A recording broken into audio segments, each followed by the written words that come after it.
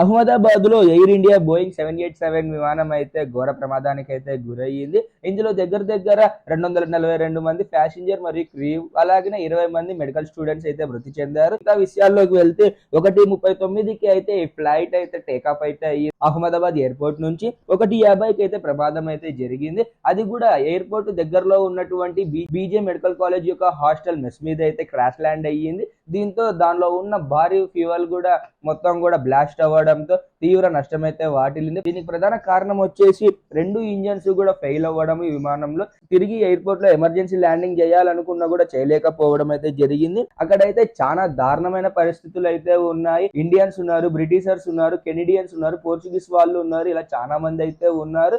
ముఖ్యంగా ఈ ప్రమాదంలో అయితే బీజేపీ గుజరాత్ మాజీ సీఎం అయినటువంటి విజయ్ రూపానీ గారు కూడా మరణించారు ఇదే ప్రమాదంలో. ఇక్కడైతే చాలా దారుణమైన సన్నివేశాలు అయితే చోటు చేసుకుంటున్నాయి సోషల్ మీడియాలో చూస్తుంటే.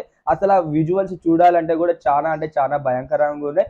మరణించిన వారి ఆత్మలకు శాంతి చేకూరాలని కోరుకుంటూ, అలాగనే గాయపడిన వారు త్వరగా కోలుకోవాలని కోరుకుంటూ, ఇట్లు మీ నడిపల్లి చిన్ని కృష్ణ శర్మ సైనింగ్ ఆఫ్. జై